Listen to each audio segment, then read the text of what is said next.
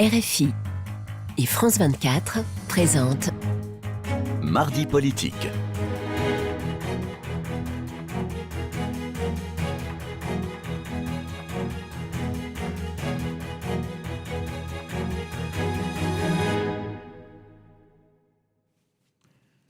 Bonsoir et bienvenue dans cette nouvelle édition de Mardi politique sur France 24 et RFI. Et ce soir, c'est le sénateur communiste de Paris, Ian Brossat, qui est avec nous. Bonsoir Ian Brossat. Bonsoir Frédéric Rivière. La France suffoque sous la canicule depuis plusieurs jours maintenant.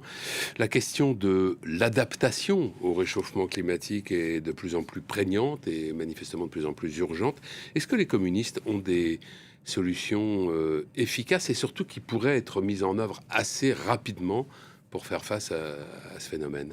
D'abord, il y a une réalité que les communistes n'ont jamais niée, c'est la réalité du changement climatique. Nous sommes aujourd'hui la journée la plus chaude que la France ait jamais connue. Oui, et demain, ça sera peut-être une nouvelle journée la plus chaude. Et demain, le record sera sans doute battu. Nous avions déjà eu un épisode caniculaire au mois de mai et chacun voit que ce type de situation se reproduit de plus en plus fréquemment. Et donc, oui, bien sûr, on a besoin de s'adapter, on a besoin de mesures concrètes. Un exemple très clair, c'est la question de l'isolation des logements. Nous le savons, nous avons aujourd'hui beaucoup de logements, un tiers des logements qui peuvent être considérés comme des bouilloires thermiques. C'est-à-dire que dès lors que les températures sont élevées, la vie dans ces logements devient absolument invivable. On aurait besoin d'un grand plan national d'isolation des logements. Ce que je regrette, c'est qu'aujourd'hui, le gouvernement fait l'exact inverse, puisqu'il réduit drastiquement les crédits dédiés à l'isolation thermique. Alors, vous avez parlé de bouilloire thermique. Je crois que c'est l'une des premières fois que j'entends cette expression. On parle toujours de passoire thermique. Mais en fait, à ce moment-là, ce qu'on vise, c'est le froid. Mais bouilloire thermique, là, c'est le chaud. Mais bien sûr. Et jusqu'à maintenant, c'est une réalité qui n'a pas été prise en compte quasiment. Est-ce qu'il faudrait créer de nouvelles normes? Alors, je sais que c'est un peu la maladie française, les normes, mais de nouvelles normes pour faire face à ces épisodes de chaleur extrêmement excessifs qui rendent les logements invivables. Mais bien sûr, on aurait besoin que tous les logements soient dotés d'occultants, soit de rideaux, soit de volets, en tout cas qu'on ait des logements qui ne deviennent pas invivables lorsque les températures augmentent. Mais je voudrais insister sur un point. La canicule est une violence de classe. La canicule, elle touche plus durement les classes populaires. C'est vrai dans le logement, on a des études qui prouvent par exemple que 60% des habitants de ce qu'on appelle les quartiers politiques de la ville, c'est-à-dire les quartiers populaires, souffrent lorsqu'il y a des températures élevées. C'est 20 points de plus que la moyenne des Français. Et c'est vrai aussi dans le travail, parce que les métiers qui sont les plus impactés par la canicule, ce sont les métiers du BTP, ce sont les livreurs à vélo, autant de métiers qui sont déjà pénibles, qui sont déjà pour une bonne part mal payés et dans lesquels la situation devient insupportable en cas de canicule. Et donc, face à une situation comme celle-là, on a besoin de mesures qui soient soutenues par l'État. Et donc, je vous parlais de l'isolation thermique des logements. Vous vous rendez compte quand même que cette année, en 2026, alors que nous venons d'avoir 2 épisodes de canicule, le gouvernement a décidé de réduire de quasiment 500 millions d'euros les crédits dédiés à la rénovation énergétique des bâtiments. 500 millions d'euros en moins pour ce qui permet précisément d'isoler les logements et de faire en sorte qu'on puisse vivre correctement. C'est criminel comme politique et une fois de plus, ce sont les classes populaires qui en souffrent le plus. La climatisation, il en a été question ces derniers jours, vous ne l'avez pas évoqué. Pour vous, ça n'est pas un bon moyen de faire face aux vagues de chaleur? Qu'on ait besoin de climatisation pour faire face à l'urgence, c'est une évidence. Dans les hôpitaux, qu'on ait besoin de climatisation, c'est une évidence. Qu'on ait besoin, bien sûr, dans les EHPAD, dans les écoles pour une part. Et d'ailleurs, à Paris, nous avons commandé un peu plus d'1 millier de climatiseurs pour faire face à l'urgence. Simplement, c'est une solution qui est une solution intermédiaire. Parce que nous le savons aussi, climatiser, c'est rejeter de l'air chaud à l'extérieur et donc on ne résout pas le problème. On le résout momentanément, mais ce n'est pas une solution de fond. La solution de fond, une fois de plus, c'est d'avoir des logements qui soient mieux isolés. Et moi, je suis frappé par le fait que cette évidence, c'est bon en hiver et c'est bon en été. Avoir des logements mieux isolés, c'est une évidence. aujourd'hui, elle n'est pas suffisamment partagée et elle n'est pas prise en compte par le gouvernement. Vous vous rendez compte, là aussi, permettez-moi un autre chiffre, que le budget de l'Agence nationale d'amélioration de l'habitat, ce qu'on appelle l'ANA, qui est l'agence qui permet la rénovation des logements. Aujourd'hui, elle a de quoi, je parle de budget, elle a de quoi financer la rénovation de 120 000 logements en 2026, quand la demande s'élèvera sans doute cette année à 300 000. On a aujourd'hui une politique de réduction de budget sur des secteurs qui sont stratégiques et dont on voit que notre survie en dépend, alors même que on devrait investir dans ce domaine. En plus, ce serait bon pour l'emploi, notamment dans le secteur du bâtiment. Vous, Yann Brossat, vous avez été adjoint chargé du logement pendant de longues années auprès d'Anne Hidalgo à la mairie de Paris. Est-ce que vous avez l'impression d'avoir fait le nécessaire, d'avoir fait suffisamment ? Suffisamment, certainement pas, énormément, assurément. En l'occurrence, à Paris, ce sont 5000 logements sociaux, par exemple, qui sont rénovés thermiquement chaque année. C'est énorme. Aucune grande métropole de France n'investit autant pour la rénovation énergétique de ces logements sociaux. Je rappelle quand même que quasiment un Parisien sur 3 vit en logement social. Et par ailleurs, nous avons multiplié les aides au profit des propriétaires privés pour qu'ils puissent réaliser des travaux. On aurait besoin que ce soit une grande politique nationale. Vous vous rendez compte là aussi que l'État, le gouvernement, n'aide en rien les bailleurs sociaux, le secteur HLM, pour la rénovation énergétique des logements. C'est zéro. Le budget national pour aider les bailleurs sociaux à faire de la rénovation thermique, c'est zéro. Donc on est quand même confronté à une situation qui fait que le gouvernement ne prend absolument pas en compte avec sérieux de la situation nouvelle dans laquelle nous sommes avec la multiplication de ces épisodes caniculaires. Le Premier ministre Sébastien Lecornu a estimé hier que le rapport commandé après la mort de la petite Liana à la fin du mois de mai établissait une vérité, je cite, d'une extrême gravité. Le ministre de la Justice annonce que des sanctions vont être prises. Cette dramatique affaire révèle-t-elle selon vous des échecs individuels, de plusieurs acteurs d'ailleurs, ou un échec systémique de l'État ? Je dirais les deux. On a à la fois manifestement,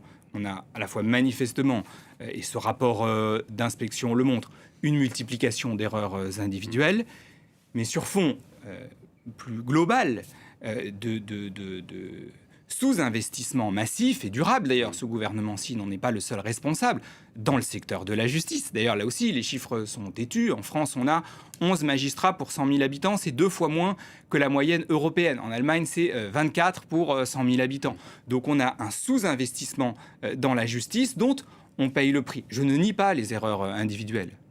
Simplement, je ne voudrais pas que la focalisation sur ces erreurs individuelles dans l'affaire Liana nous conduisent à ne pas plus globalement réfléchir sur la situation de la justice en France, qui a d'ailleurs été dénoncée depuis de nombreuses années par les magistrats. Quand vous entendez que des plaintes ont été, c'est le cas dont on parle, des plaintes ont été maltraitées ou trop tardivement prises en compte ou transmises dans des délais un peu invraisemblables compte tenu de l'urgence de la situation, pour vous, quelle doit être la priorité ? D'abord la sanction ou d'abord s'occuper de la réforme structurelle de la justice ? Les deux. Là aussi, on a besoin des deux. Et on a besoin d'ailleurs d'une prise en compte plus sérieuse des violences sexistes et sexuelles dans notre pays. Il y a d'ailleurs de très nombreuses associations regroupées au sein d'une coalition féministe qui ont proposé ce qu'elles appellent une loi intégrale qui vise à prendre en compte l'ensemble des dimensions de cette violence, à la fois en termes de prévention et en termes de sanctions, avec par exemple la proposition de cours criminelles spécifiquement dédiées à cette violence, ce qui a été fait d'ailleurs en Espagne et qui a contribué à une baisse des violences sexistes et sexuelles. Qu'attend le gouvernement pour reprendre à son compte cette loi intégrale? Franchement, moi, je vous le dis, je suis sénateur, je suis parlementaire. Quand je vois les projets de loi sur lesquels on discute parfois pendant des heures, qui sont grotesques, qui sont anecdotiques. Regardez le temps qu'on a passé à débattre du travail le 1er mai. Plutôt que de débattre du travail des boulangers le 1er mai, ce serait mieux et plus utile de mettre en œuvre cette loi intégrale. C'est le cas, puisque en l'occurrence, le Premier ministre a annoncé aujourd'hui à l'Assemblée nationale que l'Assemblée, précisément, examinerait en septembre prochain en commission, pour le mois de septembre, et puis au début du mois d'octobre, en séance, cette fameuse proposition de loi intégrale contre les violences sexistes et sexuelles, un texte de 78 articles qui a l'ambition, donc vous le disiez, d'aborder tous les aspects du sujet. Est-ce que cette loi pourrait marquer un tournant majeur ? On a souvent coutume d'employer l'expression « il y aura un avant, un après », c'est une référence, une image un peu galvaudée. Vous pensez que dans ce cas-là, effectivement, si cette loi est adoptée, ça peut être un tournant majeur ? Je le souhaite. Et en tout cas, on a sous les yeux l'exemple espagnol qui montre que quand une politique publique... Alors, en ce qui concerne l'Espagne, ça concerne essentiellement les violences entre adultes, enfin les femmes victimes de violences. C'est vrai, mais le fait est que... Mais ça a été très efficace, oui. Le fait est qu'une politique publique, lorsqu'il y a un investissement massif, un engagement fort des pouvoirs publics sur un sujet comme celui-là, peut fonctionner. Et donc, en l'occurrence, oui, lutter contre les violences sur les enfants et aussi les violences faites aux femmes, puisque c'est l'ambition de cette loi intégrale, oui, ça devrait être une priorité nationale dans notre pays, au-delà d'ailleurs des clivages politiques classiques, en tout cas je le souhaite. Le groupe communiste du Sénat demande une commission d'enquête, ainsi que la création d'une délégation aux droits de l'enfant. Qu'est-ce que vous espérez obtenir par ce moyen ou par ces moyens ? C'est quand même curieux qu'au Sénat, on ait une délégation aux entreprises et qu'on n'ait pas une délégation aux droits des enfants. Et d'ailleurs... Il y en a une à l'Assemblée nationale. Il y en a une, absolument. Vous avez raison, il y en a une à l'Assemblée nationale. Qu'est-ce qui justifie qu'il n'y en ait pas au Sénat ? C'est d'ailleurs une demande transpartisane qui est portée par certains de mes collègues, y compris des collègues de droite. Et oui, ça me paraît très juste que sur cette question du droit des enfants, on ait la possibilité de se doter d'une délégation qui travaille spécifiquement sur cette question. Ouais. Le secrétaire national du Parti communiste, Fabien Roussel, établit, vous avez parlé tout à l'heure de l'injustice sociale que représente le climat, Fabien Roussel établit un lien entre la paix et le social. Dans cet esprit, il dit qu'il faut en finir avec la guerre en Ukraine. Tout le monde le souhaite évidemment, en reprenant, propose-t-il, le dialogue avec Vladimir Poutine. Mais pour lui dire quoi à Vladimir Poutine ? Donald Trump a essayé. Alors, vous pouvez penser ce que vous voulez de Donald Trump, mais enfin, il a repris langue avec Vladimir Poutine, et pour l'instant, il se heurte à un mur. Fabien Roussel ne dit pas que ça. Ce qu'il dit, c'est que l'ambition que notre pays doit avoir, c'est une ambition de paix. Et je note d'ailleurs que ceux qui ont multiplié... Vous pensez qu'il y a des acteurs de la vie politique qui ont une ambition de guerre ? Bah oui, je pense que quand Donald Trump choisit d'attaquer l'Iran, par exemple, avec le moins qu'on puisse dire un succès modéré... Je parlais de la France, en fait. Puisque, en l'occurrence, cette guerre n'a abouti strictement à rien, si ce n'est à rouvrir un détroit qui était ouvert avant l'intervention militaire américaine. Oui, il y a des logiques qui sont des logiques bellicistes. Et puisque vous m'interrogez sur le gouvernement français, le choix du gouvernement français...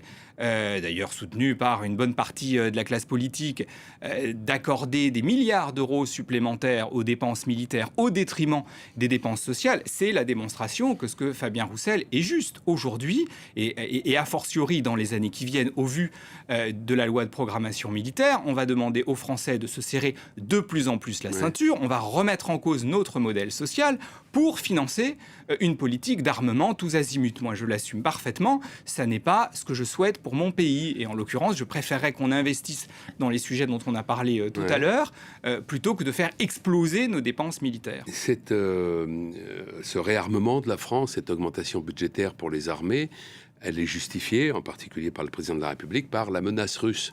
Vous pensez qu'il la surestime ? Je pense surtout qu'il y a une logique qui nous conduit à la guerre. C'est-à-dire que si on multiplie les dépenses d'armement, au final, on finira par les utiliser. Et donc, on tombe dans une pente qui, moi, me paraît extrêmement dangereuse. Nous ne sommes pas favorables à la course aux armements, et cette course aux armements nous paraît effectivement dangereuse. Et par ailleurs, si nous le faisons aussi, c'est parce qu'il y a une forte pression des États-Unis vis-à-vis des pays membres de l'OTAN pour augmenter leurs dépenses militaires. Une forte pression de l'Union européenne aussi. Ce n'est pas qu'une décision de la France, c'est une décision qui est prise sous pression de nos partenaires qui d'ailleurs, pour ce qui concerne les États-Unis, ne doivent plus, de notre point de vue, être considérés comme des partenaires. Je ne considère pas que Donald Trump soit aujourd'hui un partenaire de la France et que les États-Unis doivent être considérés comme un partenaire de confiance. Vous ne le tenez pas pour autant pour un ennemi ?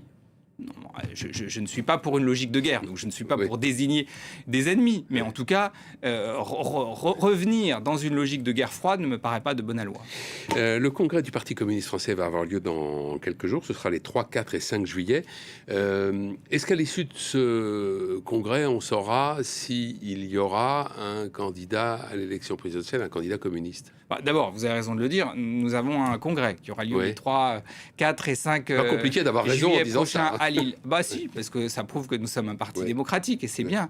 C'est-à-dire que chez nous, les décisions sont prises par les adhérents à l'issue d'un vote. Il y a en l'occurrence 2 étapes. Une première étape lors de notre congrès qui dira si nous aurons un candidat à l'élection présidentielle et une deuxième étape au mois de septembre, à l'issue de laquelle l'ensemble de nos adhérents, par un vote démocratique et à bulletin secret, choisiront qui sera ce candidat si nous avons effectivement décidé d'en avoir un. Mais on se dirige vers un candidat communiste et vers Fabien Roussel, candidat du Parti communiste. Il a fait part de sa disponibilité, et donc il y a une logique effectivement à ce que ce soit lui qui soit candidat. Qu'est-ce que représente le Parti communiste français aujourd'hui dans le paysage politique français? Qu'est-ce qui le caractérise? Qu'est-ce qui le distingue des autres mouvements de gauche? Je pense que cette interview nous a permis de dire un certain nombre de choses. L'attachement au travail, l'attachement à la paix et plus globalement la conviction que le système capitaliste est un système qui nous conduit à la perte et qu'il faut le dépasser. Pour moi, c'est ça l'identité du Parti communiste. Le Parti communiste est un parti anticapitaliste. C'est un parti qui vise à sortir de cette course à l'argent et à la rentabilité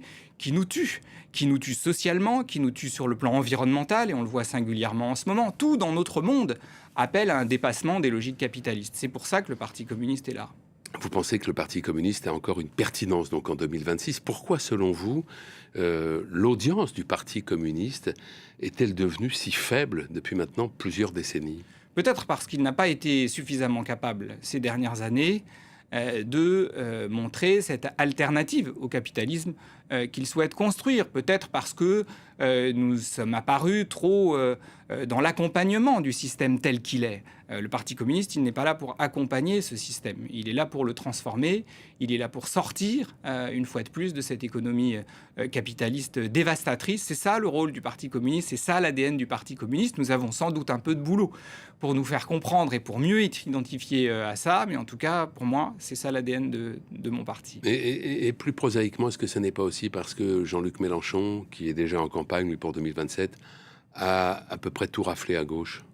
Sans doute. Et c'est en tout cas ce que montrent les résultats électoraux de ces dernières années. Mais le problème auquel nous sommes confrontés aujourd'hui, c'est-à-dire une relative faiblesse de la gauche, on a une gauche qui représente environ 1 électeur sur 3 dans notre pays, c'est beaucoup moins que tous les gens qui auraient intérêt à ce que ça change et à ce que le monde du travail, la classe travailleuse, puisse sortir la tête de l'eau. Donc on a encore un gros travail de conviction pour faire en sorte que la gauche soit majoritaire. Et aujourd'hui, Jean-Luc Mélenchon, malgré toutes ses qualités, ne rassemble pas une majorité de Français. Voilà, donc on a encore du boulot pour rendre la gauche majoritaire et surtout pour faire en sorte que ça change concrètement pour le monde du travail. Tous les sondages indiquent que le candidat ou la candidate du Rassemblement national sera au 2e tour de la présidentielle avec un peu plus de 30% des voix. Quel est le scénario, selon vous, qui empêcherait cela ? D'abord, le Rassemblement national a déjà été au second tour de l'élection présidentielle les 2 dernières fois. Le sujet, plutôt, de mon point de vue, c'est de faire en sorte que la gauche, cette fois-ci, contrairement aux 2 fois précédentes, soit capable d'être au second tour et de l'emporter. Et c'est là-dessus qu'on a encore un peu de boulot. Merci Yann Brossard. Merci à vous. C'est la fin de cette émission. Merci à Camille Néran et Flore Simon pour leur contribution. Excellente soirée, à la semaine prochaine.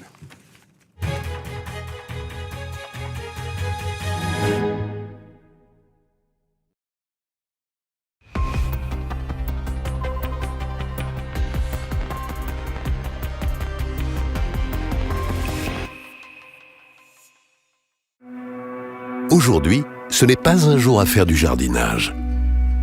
Ce n'est pas un jour pour bricoler dehors. Ce n'est pas un jour à faire du toboggan ou de la balançoire. Ce n'est pas un jour à aller courir. Non, parce qu'aujourd'hui, c'est un jour de canicule. Alors n'attendons pas de ressentir un mal de tête, des crampes ou de la fatigue. Restons au frais aux heures les plus chaudes et pensons à boire régulièrement de l'eau. Passons tous en mode canicule.